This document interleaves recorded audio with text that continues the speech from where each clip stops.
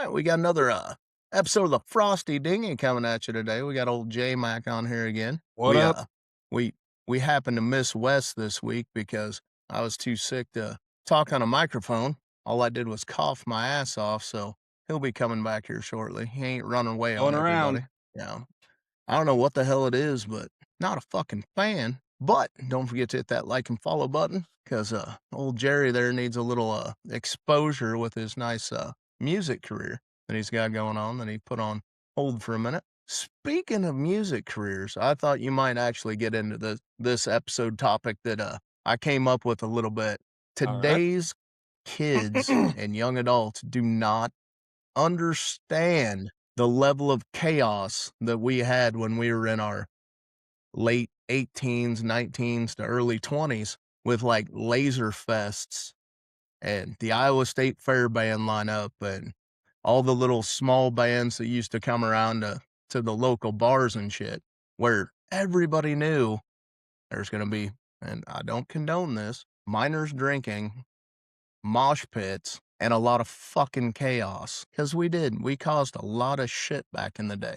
Now, I know I have lots of stories that I can just ramble on and you can sit there and stare at me the whole fucking time. But do you have any like festivals from the early 2000s, late 90s that I'm sorry, the late 1900s kids, but that just stuck with you? That is there something like memorable, a band lineup or something that you can just hold on to that you've been holding on to your whole life because it's so fucking fun? Lollapalooza 1996. The State Fairground. 86.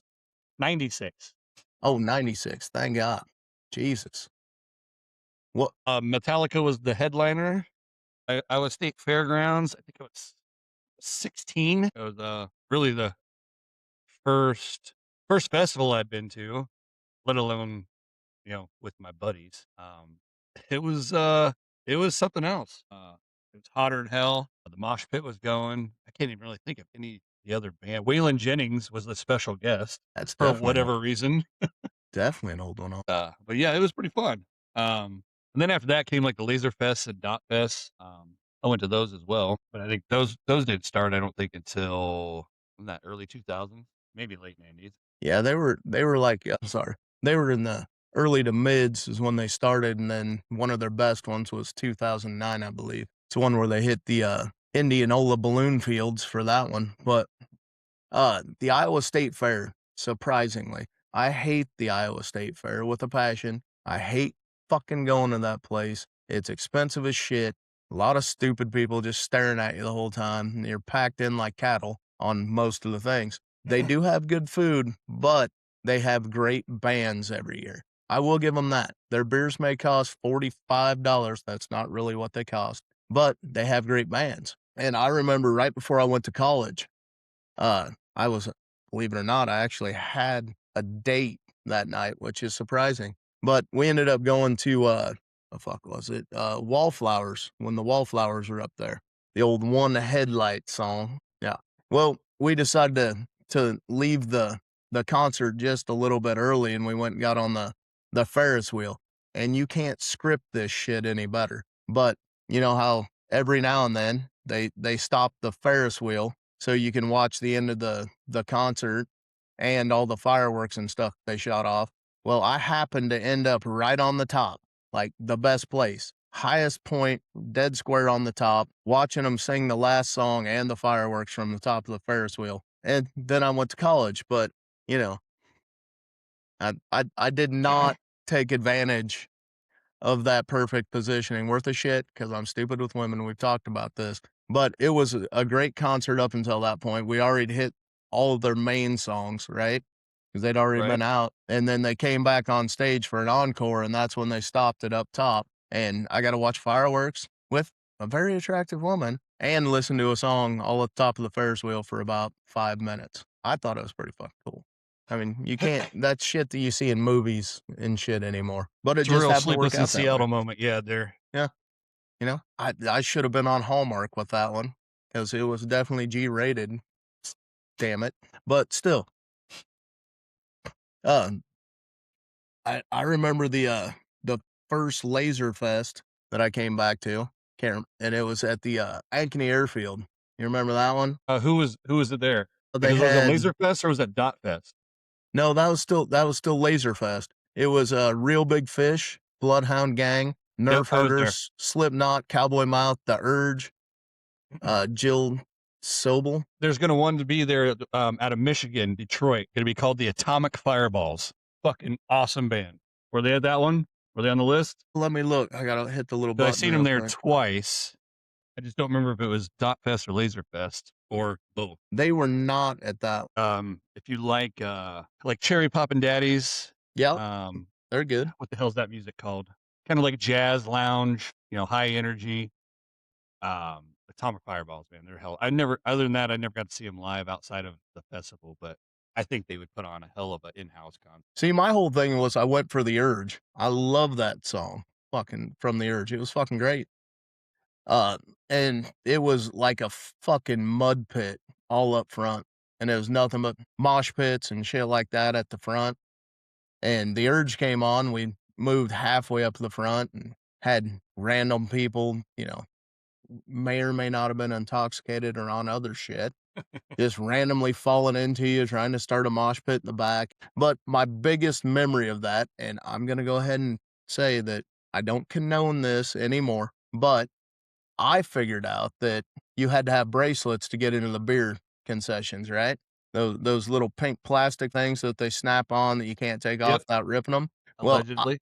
allegedly, I found out that if you take a lighter and hold it together and meld it, you can meld it back together. So I started making a minor profit showing people how to do this, and I proceeded to go to the beer tent, and I may or may not have been drinking for a while, and I just walked out and stepped in between two state troopers and started a conversation. Okay, that's the best time. Hey, hung out with those guys for like 30, 40 minutes, just bullshitting, asking them about their job, about anything weird and funny that they'd seen there. And they're like, hold on, there's a miner going in. We got to go get him. We'll be right back. And they'll go drag somebody out. And then they'd come back over and talk to me. And they're talking to me like I'm an adult. So I'm loving it. I'd go get another beer, come back over and bullshit. But this went on for a few hours where I just stop back by and see how they're doing and shit like that. Bring them a bottle of water or something every now and then to make sure that you keep them happy. And then they finally looked at my wristband. They're like, that doesn't look like the right color pink for this event. And I'm like, well, I got it here, so it must be. They're like, well, we trust you. I'm like, yeah, I'm sure you do. I'm gonna go ahead and leave now. So rounded up the whole group, and I may or may not have been a little bit of an asshole when that happened because it was family and got into a fight and all kinds of shit there, but it was a good time. The bands were fucking awesome though. Man, I fucking loved it. did you go to the Dot Fest when they had those? Who was there? Who was there? They had a couple of them, I think, but Run DMC was at one of them. I wasn't at that one. Like I said, this band, the Atomic Fireballs. I'm trying to think who else I can specifically remember. 'Cause I mean, at that time, it was just like other than like Run DMC, they're obviously older and kind of huge, but these were a lot of bands just kind of up and coming, kind of just gaining a lot of popularity. I don't really remember. I'd have to look it up. I remember the Laser Fest from 2009. That was a pretty good one. Had oh, what was it? Was it Simple Plan, Saving Abel, Cherry Corn, Hailstorm, Rev Theory, Saliva, and Rob Zombie. I think, yeah, Rob Zombie was there. But I remember going to that one, and there's a lot of stories I can't tell on here that happened within the first 15 minutes of being there because it definitely not okay for a podcast. But we ended up going in there, and they're the dumbest shit when you've been drinking. At this time, I was old enough to drink, but the dumbest shit can be funny when you're out in one of these places. We're standing at the beer vendor all day, right? And there was a fence post with a little chain link fence so you have to walk around, but there's a big ass rock that was right on the edge of it, so you had to walk around it, and there was an invisible hole. Like the grass had grown over it, but it's like a 3-inch drop, and we were literally just making bets on which person was gonna fall when they stepped in the hole. And they just kept rolling ankles and falling all day. Nobody said shit. Nobody covered it with a cone. We just bet on the drunks falling down and hurting themselves. That was a great fucking time. Okay, so let's see. Summer of '98 was the second Dot Fest.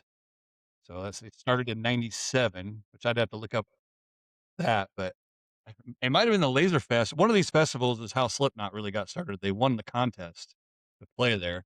But '98 at Dot Fest was Slipknot, the Atomic Fireballs, Marcy's Playground, if you remember Oh, them bastards, yep. Everclear, The Urge. I'm just kind of saying the bigger name ones. And then there was one called Smilin' Jack. And now I haven't I thought about that remember band them. since probably, but they were pretty fucking awesome. I remember they had at least one or two pretty good songs. I'm gonna look them up, but that was '98. Yeah, Marcy's Playground only had one good song. The Sex and Candy, is Yep, that that right? was it. That was their one-hit wonder. You and your Google monster. Takes you forever to Google. No, I mean you're free to do it too. Maybe you're No, faster. I've already done Googled. Oh, then start then. Tell me what the lineup was in '97. Well, I didn't Google that. Give me a second. Kind of hard to find some shit from 40 years ago that you were at in Iowa. Oh, Real Big Fish. So Slipknot was in '97 as well. Real Big Fish, Nerf Herder. Fuck, I forgot about that Fuck, band. I had that up.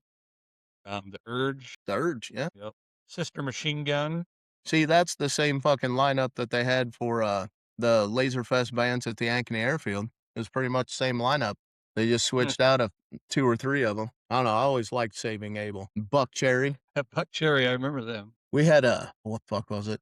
It was I think it was up in Cedar Rapids for 107.3 when they did their rock concerts up there in 2008, I believe, 2008, just after the late 1900s. But uh, they had Buck Cherry who rocked it out, and there was a huge mosh pit up front.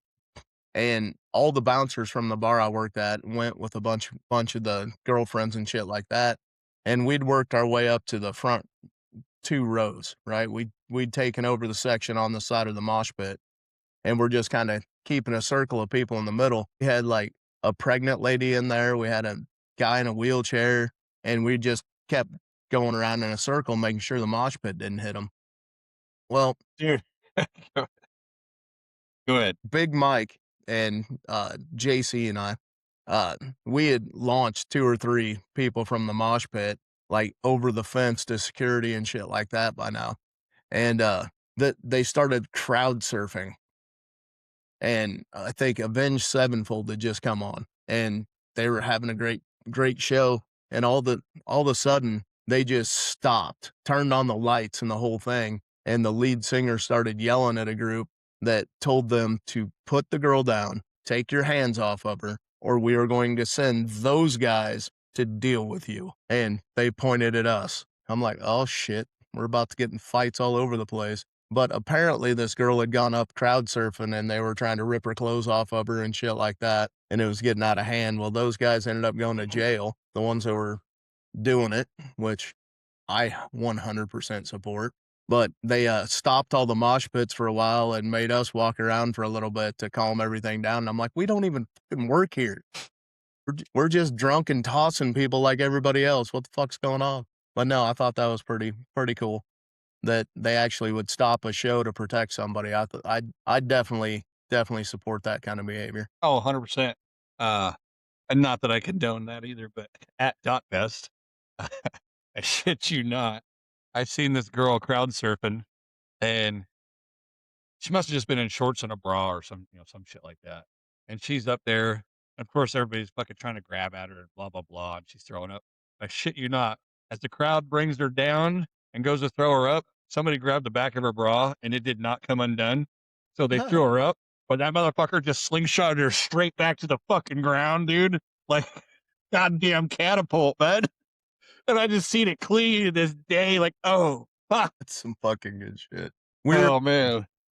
the Des Moines Convention Center. Oh, well, they don't call it convention center, event center or whatever it was. Back when oh, what the fuck's his name? Marilyn Manson was there. And we get to the we're going in there with the group of people, and I get stopped at the door because I got the metal detectors, right? And Right. they're scanning down me, and they hit my boots, and the metal detector went off. Some guy walks over, one of the security guards come over and stomps on my foot.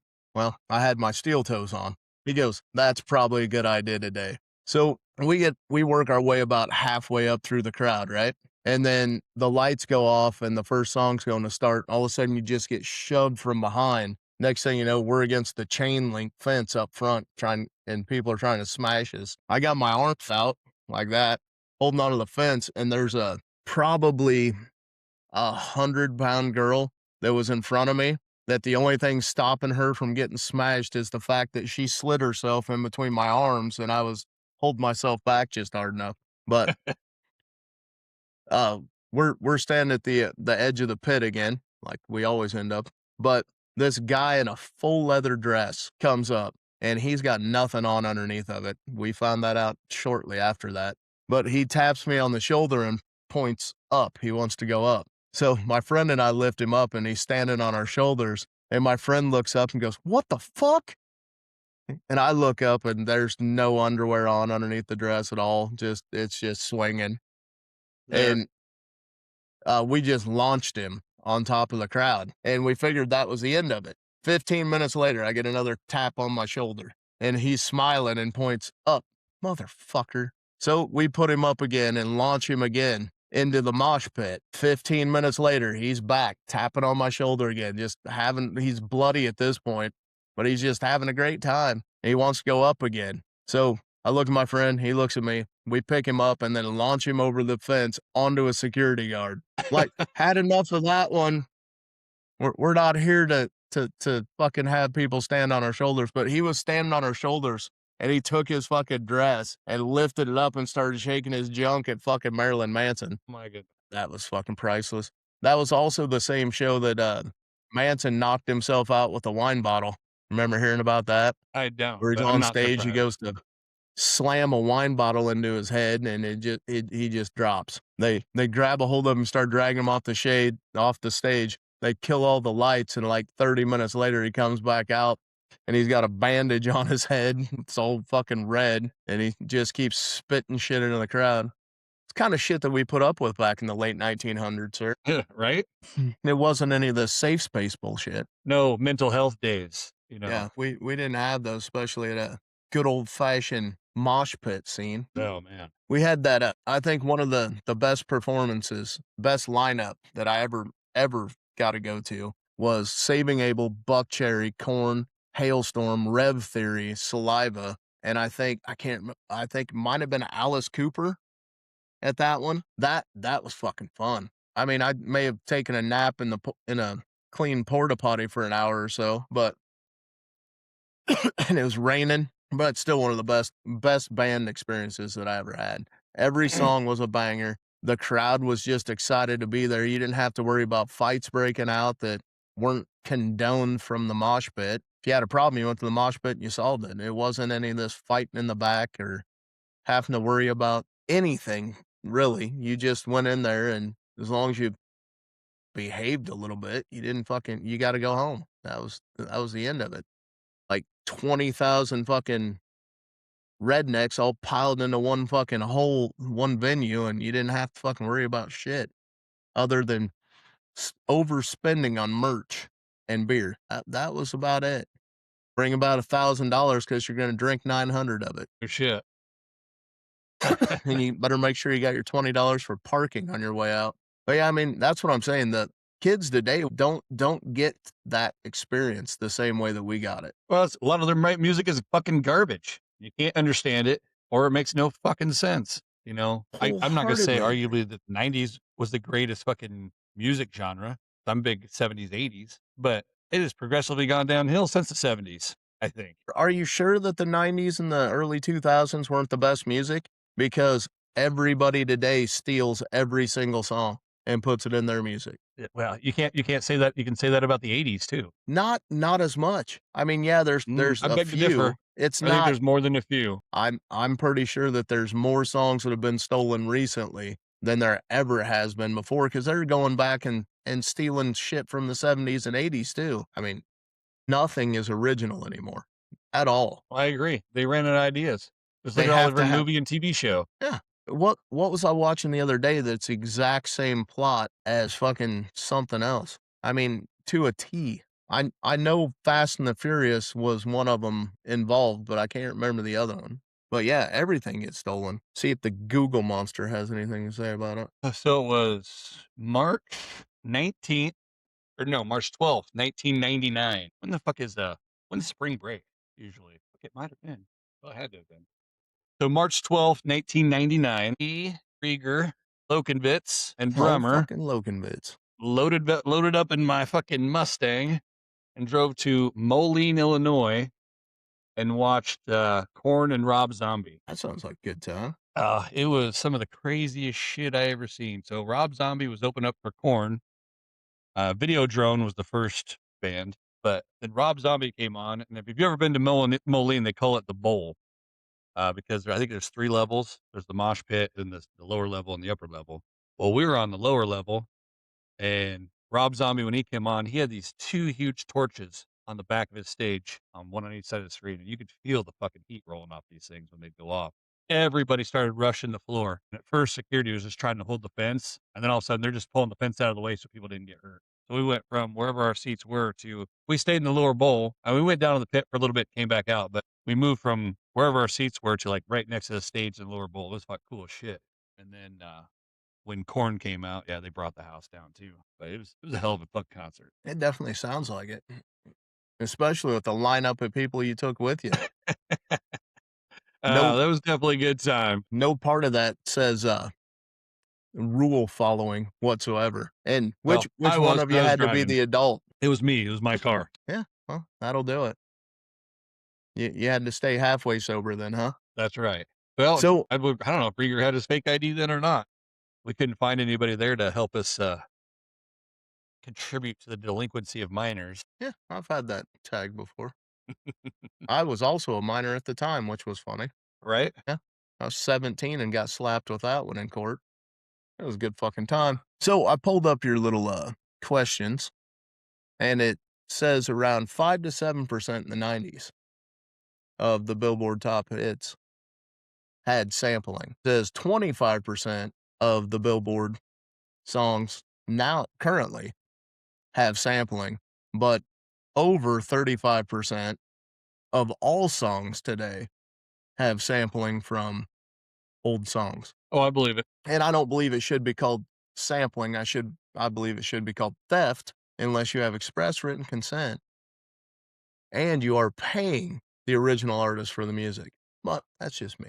Today's music sucks ass. It Agreed. really does. I mean, we went from, I hate to say it this way, but that's what they called it back in our day was gangster rap, which you could understand every word and, you could relate to it no matter what genre you were, to this kind of shit, which is nothing but mud mouth or trying to become a hooker. So definitely not a big fan of the modern age of music. I I will agree. I will listen to the 90s and the early 2000s forever, and it's one of those stations, like, from what is it, Pop 2K or fucking something like that, that you can just throw on and everybody can sit there and enjoy it. It isn't like back I hated the oldies station growing up. Hated it.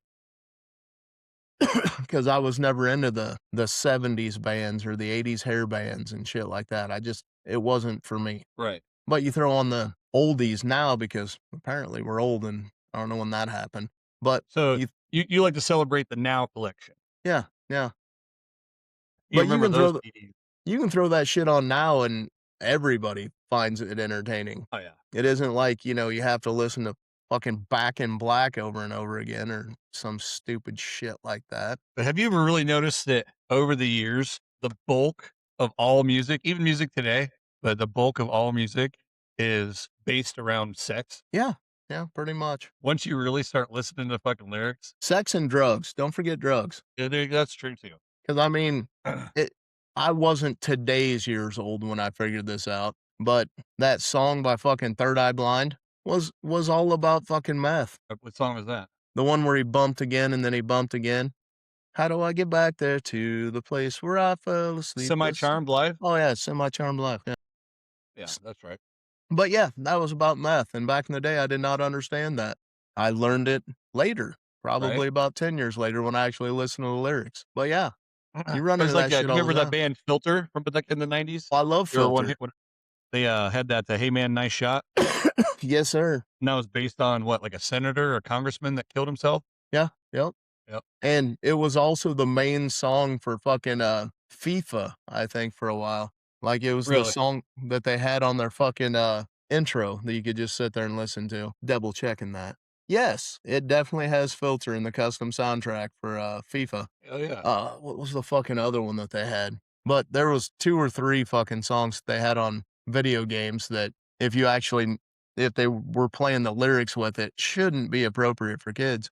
Just saying. Oh, right. But you know, there's that meme or not meme. There's different TikTok videos where the parents are like listening to their kids' music this day. Is like, man, this is offensive. And then it flashes back to us in like 1994, like, hey, we want some pussy, you know?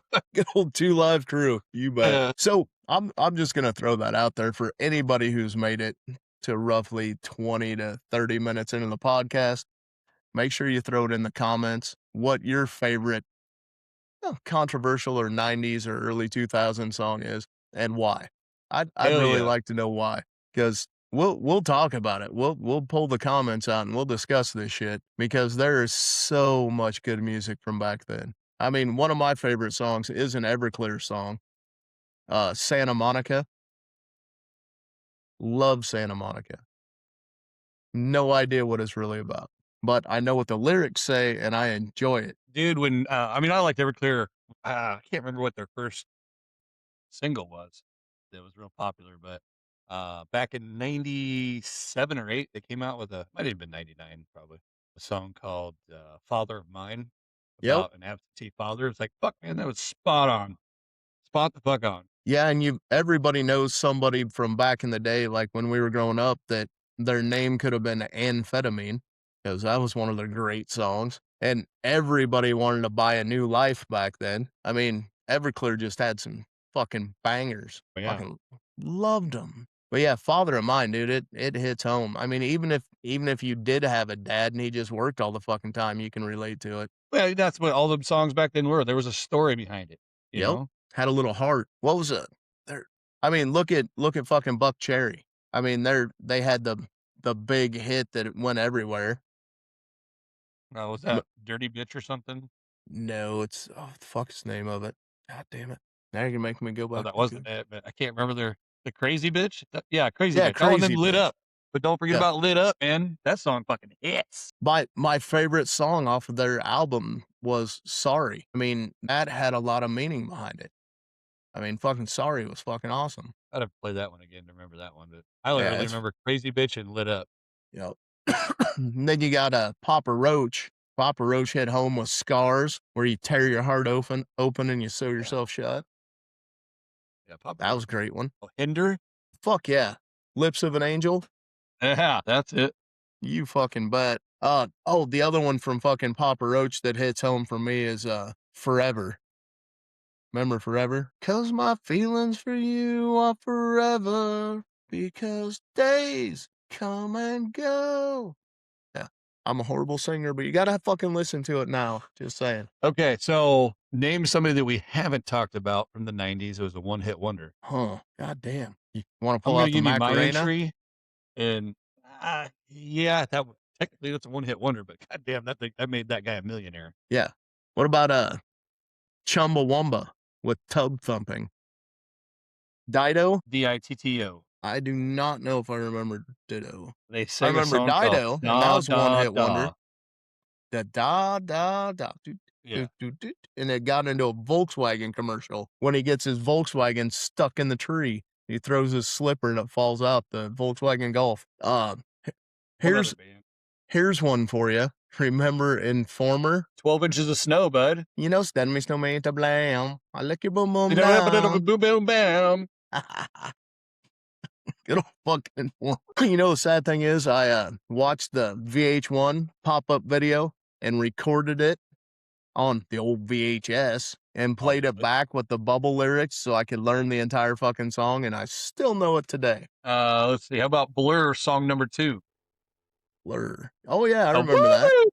When I feel heavy metal. There's a story behind that. Is there? Yeah, there is. It was created as a joke on their record company, intentionally designed as a short, loud parody of American grunge music, and it became a fucking global hit. They were trying to mock the fucking grunge genre, and it blew up on them. That's why it doesn't have an actual title, and it was called just Song 2. Song number 2.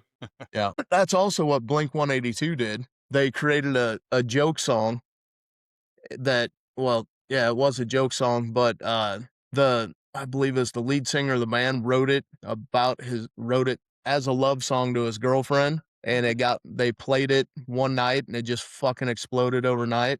All the small things. Oh, That yeah, was yeah. dedicated to his girlfriend. Cake, you remember them? Well, yeah, you got to go The the distance. Distance? You bet. They have two actually. There was a short skirt and a long jacket was also Cake. I want a girl with a short skirt and a Oh, long shit. jacket. Now that you said Doo-doo-doo. that, Yeah, who sang that stupid fucking song, and now once I just have it in my head. Abercrombie& and Fitch. that's LFO. That's right, Yep, LFO. I like girls that wear Abercrombie and Fitch. And then you got not Lynn. LFAO, just No, it was LFO. just LFO. And then you had Lynn. You remember Len? Lynn? You steal my sunshine. I was Mm. lying on the grass on Sunday morning of last Oh, yeah, week. yeah, yeah, yep. Yeah, I would yep, have never known that was the name of that band. I remember yep. that song, though. And then you got Lit. Remember Lit? My Own Worst Enemy, where he broke into the neighbor's house or some shit like that. I remember that cover photo now. Do you remember The Replacements? The movie? The Yeah, movie The Replacements? great movie. That song that's playing when Keanu Reeves is underwater throwing the ball called Ziploc Mhm. Bag. That is also Lit. Yep, I see it. Yep, it's on their list here. The beginning of that, 1999. yeah, the beginning of that video for Lit, Ziploc Bag makes absolutely no sense whatsoever. It's like his dad kicks open the door and he's bitching at him for playing loud fucking music and shit. He's got a lit pen on his fucking blazer, and yeah, it's fucking stupid. But the song's awesome. Love that song. I play it all the time. There was another one that was on. I couldn't believe it. It was on Scrubs, and I knew I'd heard that song before, but I couldn't remember who the fuck sang it or what it is. So I'm trying to look it up real quick. But it was a big song that I never would have came up with. It's like shit. It's Are You Having a Good Time? That's the name of it. Trying to figure Do out you who like, sings it. 80s It's a style hair bands? I do not like 80s styles. Well, it's Good Time by Leroy Miller. That was a one-hit wonder that got onto a TV show. But no, I hate 80s hair bands. Fucking despise them. Gotcha. You can throw them out there though. No, there's this one that I don't know when they came out. I heard them probably 5 years ago. And so Mr. they're Big. younger guys. But yeah, they, uh, they look and sound a lot like 80s rock, and it's fucking awesome. Just music, fucking guitar, drums, lyrics you can understand. And it looks like in April, they're playing a festival in Miami, and it's got just some of the liners. Creed, Daughtry, Collective Soul. Hell yes. They're fucking Daughtry. pretty cool. Yeah. Daughtry's fuck. He should have won fucking American Idol. He Well, and fucking this on a killed that cruise? guy. Huh? Oh, I gotta pull this up. This might be a cruise. It's called Summer of '99 and Beyond Cruise, is what it's saying on their tour date. So I just happened to pull this up since you talked about hair bands. See how many of these you actually know that are one hit wonders from the 80s hair bands. Okay, hold on. Remember, Let me finish this real quick. yeah, go ahead. So it is a cruise. It's sold out. It's from April 17th to the 21st. Um, some of the people that are going to be there is Filter, Yeah. Dirty Honey, and then the bands that I already said. But holy shit, it's going from Miami to Great Stirrup Cay, Bahamas. Oh, Daughtry, Collective Soul. Yeah. But yeah, they got all kinds of bands on here. All right. Anyway, go. So we got the 80s hair band one hit wonders. Do you know who sings Turn Up the Radio? Turn up the radio. Turn off the lights. Turn up the radio. Gotta give me some more. That's a one-hit wonder. It's a one hit wonder because of the band that sang it. I do know the song, but no, I don't know. It's Autograph. Came out in 1994. Got an easy one for you. You better not miss this one. Okay. If you miss this one, I'm taking your fucking 70s kid card away from you in 90s childhood. Cherry Pie. A warrant? There you go. Bonus question. Do you know what year it came out? For some reason I want to say 88. You're close.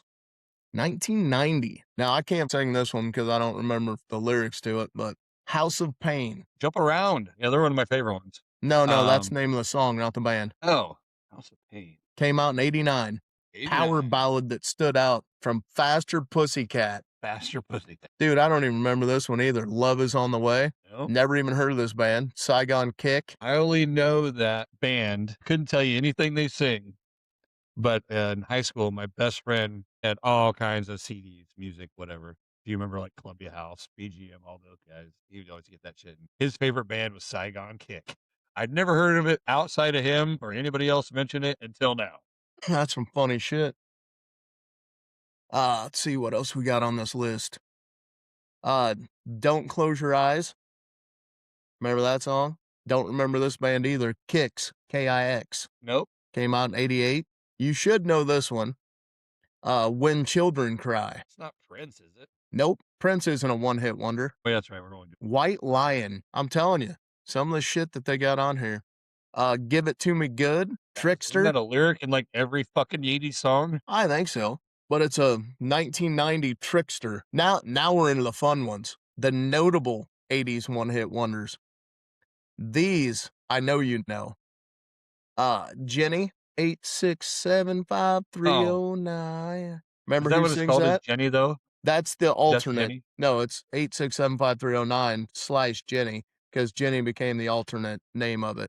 Do you remember who sings it? It was on Family Guy. I never watched it. But So it was Tommy Two-Tone, though, probably. it was. But I remember this because fucking Stewie gets lost in like a big city, and he's trying to call Lois to come get him. And he goes in there and he's like, "Oh, I don't remember. Hold on, I got it." And he types in 8675309. Lois? No. Damn you, Tommy Two-Tone. Remember Too Shy Shy, Hush Hush, I. That song? Nope. Too Shy? Nope. With, I can't even fucking, it's Kajagoogoo. I'll take your word for it. Yeah. Kajagoo. Goo goo. Yep. Relax. Go through it. Ben, you wanna go to it? Oh, yeah. Relax, don't do it. Yep. Remember who sings it? Oh, 100% no. Frankie Goes to Hollywood. For fuck's sakes. You remember Men Without Hats? The Safety Dance? That's another one that popped up on that shit. Now I forgot what I was Googling. I had one. I forgot it.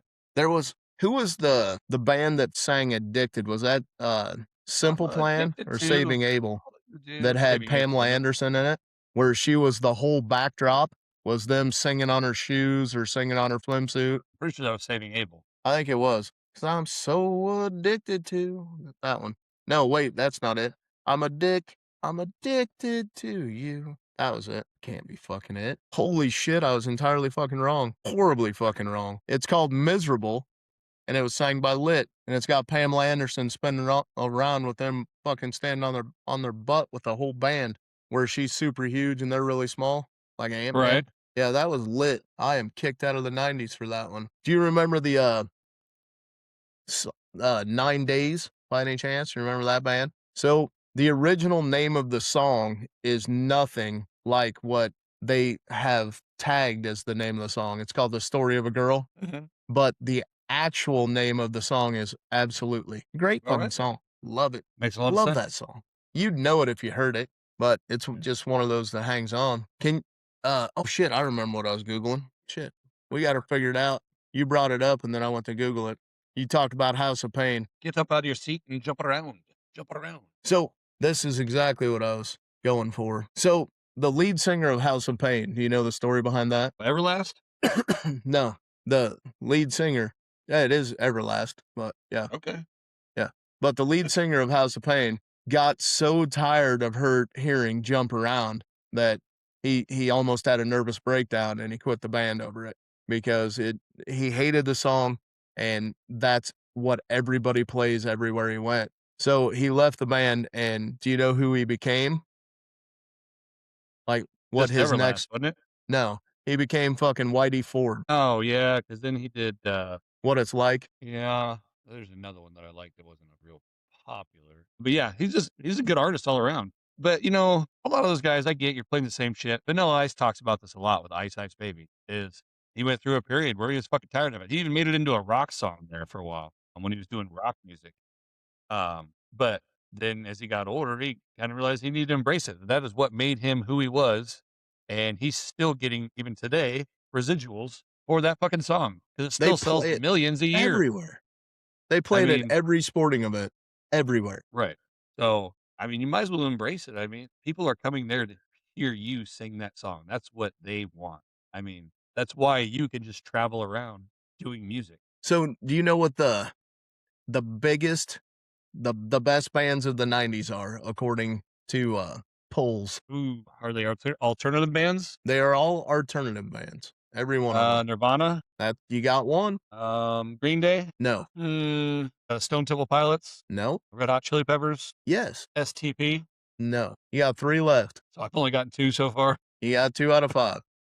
Eh, They also claim, and I these aren't the top ones, but they also did say that they mentioned Green Day. So I'll give you that one. You're three out of seven. So you got um, are they the other 3 that are on there, are they all Seattle bands? no. One of them's a foreign band, and we talked about them earlier. Yes, Pearl Jam's on there. Uh, let's see. I seen Bush on there. Bush is not on there. Smashing Pumpkins. Smashing Pumpkins is one of the extras. Yep. Saw them in concert too. You got two main ones left, and we Probably talked gonna about one disagree with them earlier. being the popular. It wouldn't be like Weezer or Oasis, is it? Oasis. There you go. And Yeah, there's that's. one left that you'll probably never get. Are you gonna say Radiohead? Oh my God, you fucking got it. Yeah, man.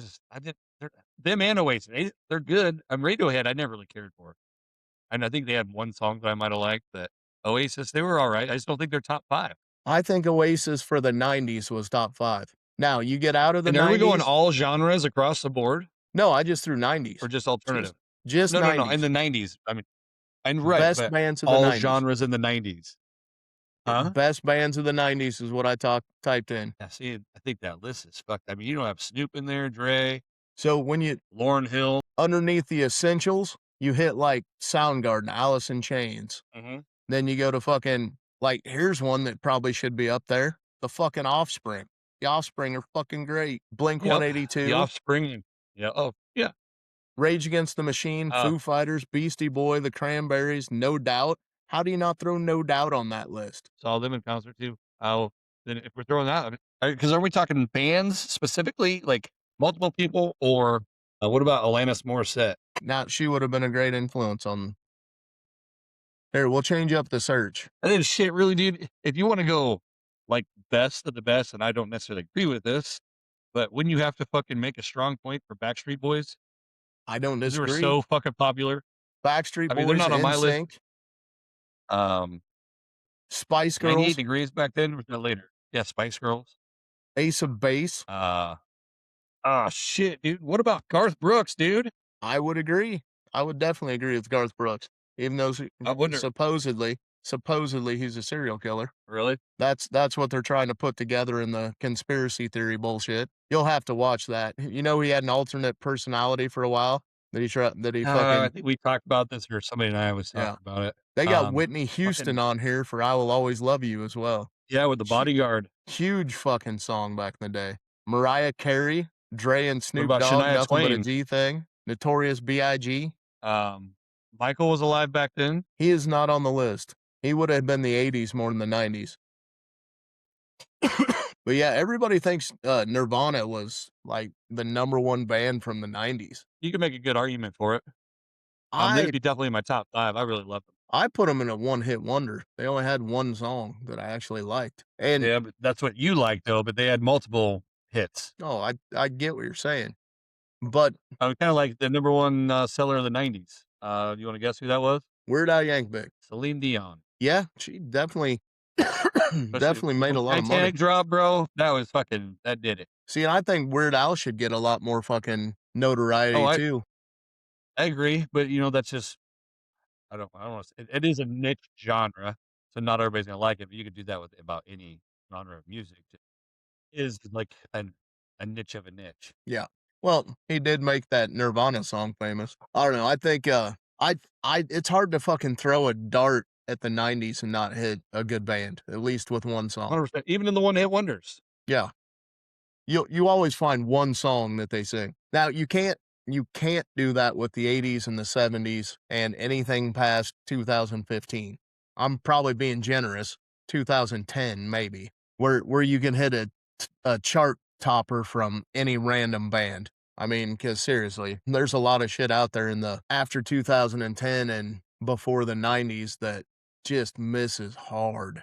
Like, look at the disco era. How much of that shit fucking stuck around? Right. Did we even mention Soundgarden? Yeah, we hit Soundgarden, Black Hole Sun. But yeah, that's what I'm saying though. I still think the 90s is the best 90s and early 2000s the best music ever created. Unless you go back to like the 50s that started it off, Right. where you hit like Chantilly Lace and Buddy Holly and fucking the La Bamba, all that shit. I mean, the people that started the whole movement.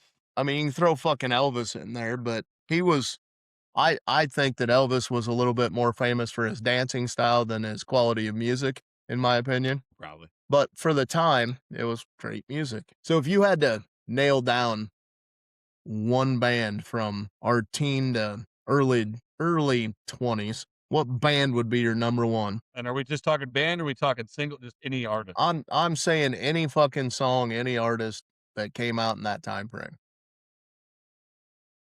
Can't, man. That's fucking Biggie, Tupac, everything else that we listened. Like I was huge into Nirvana alternative, but then the rap scene, Dre, Snoop, Eminem coming out the late 90s.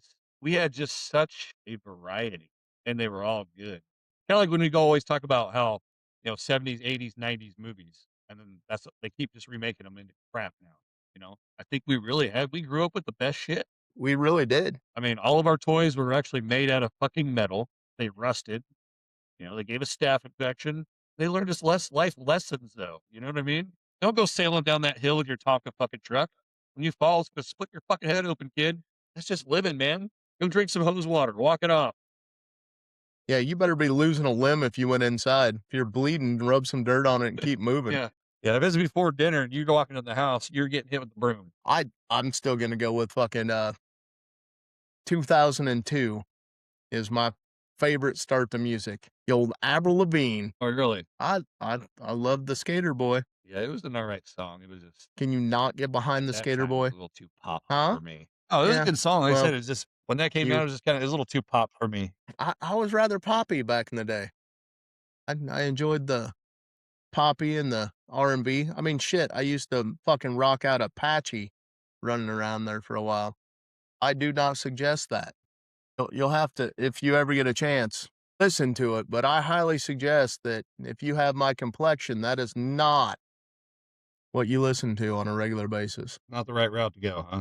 Well, it's great music, love it to death, but I probably should have kept it a little bit more to myself that I was an enthusiast and not go rocking it out in Midwest Iowa rolling through residential areas. Yeah, It tends to get you pulled over frequently. I'm just saying. that's just living. Yeah. I also had one of those fucking cow horns that like an old horn that sounded like a dying cow. Yeah. Yeah. I used to do that shit too. It was a good time. So what's one of your most painful losses? I'm not talking about music, just overall of things that we had when we were kids that's just gone. That's never coming back. I mean, we can all go with the merry-go-round, but they got the new age safe versions of that shit out now, but they don't have our fucking metal demons. But like a playground equipment, a restaurant, fucking something that you held near and dear back in the our teen years that we'll never see again. OG Pizza Hut, bud. The fucking buffet. You know those are coming back, right? I hope so. I'm not even it's all right. That's just the whole nostalgia of the whole place. I mean, and I know this will never come back, but I ch I don't wanna say I miss it, but, when we took our trip to Tennessee a few years ago, we walked into a sports bar and we ordered food, we're sitting eating, and all of a sudden, a couple days over, there's people smoking. I didn't really enjoy it, but at the same time, I was like, this is growing up, going to that Pizza Hut with your little book of coupon. You got to walk through the smoking section to get to the non-smoking, unless the parents decide to sit smoking because that one was always packed and had the longer wait. But yeah, I think the Pizza Hut, like you said, with the buffet, just the, the the lights, the nostalgia, the red cups. I think that would solve a lot of problems. Maybe not even just Pizza Hut, but more family-oriented, sit-down, simple restaurants. And I hate to say even kind of like an Applebee's. I can't stand fucking Applebee's, but something fucking like that. Everything was a sit down restaurant back in the day, though. I mean, How often did you hit the drive-through at, like, Hardee's back Yeah, before it that's true. became Carl's Jr., or you went to McDonald's because they That's had a smart. fucking play pit, and they had the balls and the diapers and, you know, the whole playground for fucking kids, and it was an experience. It wasn't just you were going for food. Well, I think that's because the whole mainstream of food these days, it's back in our day, it was more of, lack of a better term, a treat. Uh, Now, sadly, it's more of the standard.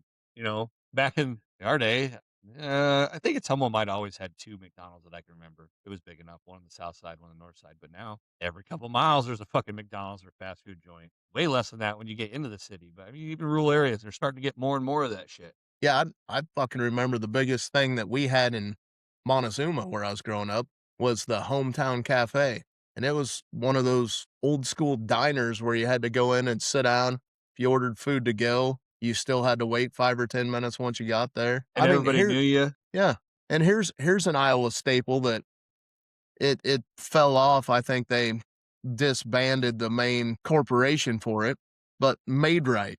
Remember the Made Right restaurants? I don't mind a good made right, even that now and then when I can find them. I know there's one up in Marshalltown, but you know, if I'm really wanting a made right, you know where I'm going, brother. I'm going back home to the canteen. But they used to have, like, celebrities and shit that went specifically came to Iowa to go to Made Right, and they'd And sign dollar now they bills and put specifically them on come the to go to the wall. canteen. Yeah. No, I get it.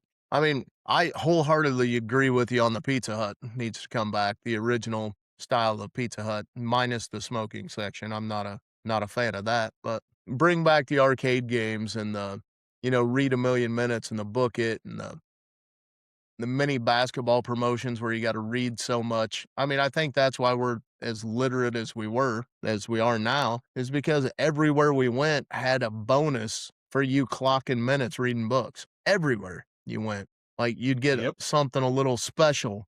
Like, we used to have book fairs for Read a Million Minutes, where your parents had to track how much you were fucking reading so you could get a certain level that you could pick a book or something when the book fair showed up. Or if everybody Right. read a certain amount, you guys gotta go to, like, the YMCA for a swim day instead of being at school or a field trip or something like that.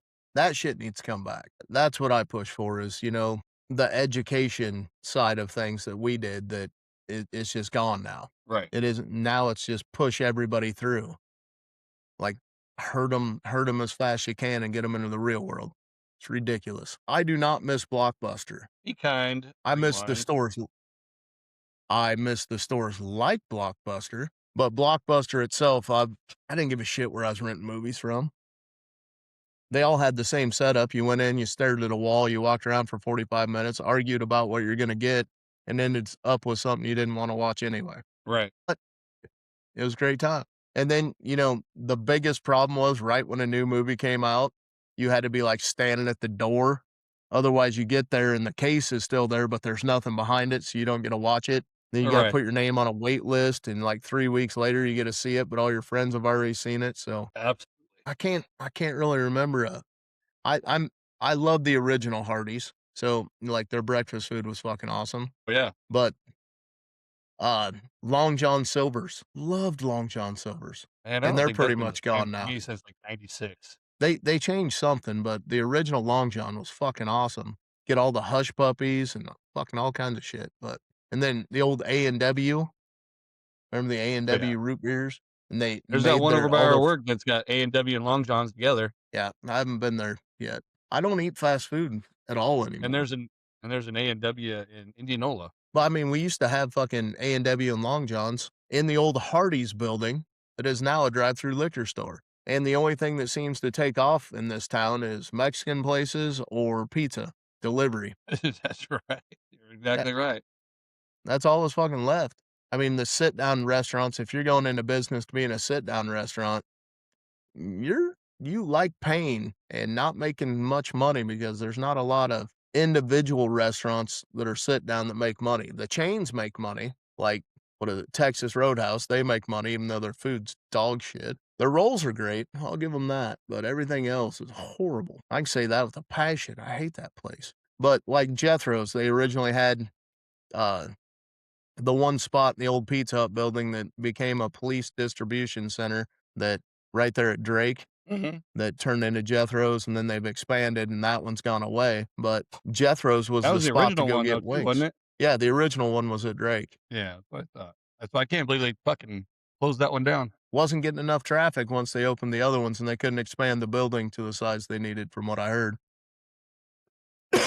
Because all the new buildings are like twice to 3 times the size of that one. But yeah, that's what I'm saying. We need more of the I think they need to be personally owned sit down family restaurants.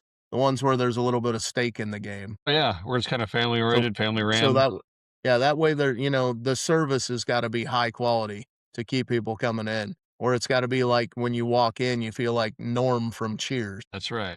where you actually feel like part of the restaurant when you walk in, and you're not just another number like you're getting at a lot of these places. Like, I like the Burger Shed. I enjoyed the Burger Shed, but they're like, when you go in and sit down, the waiters and the waitresses don't seem to give a shit if you're there or not.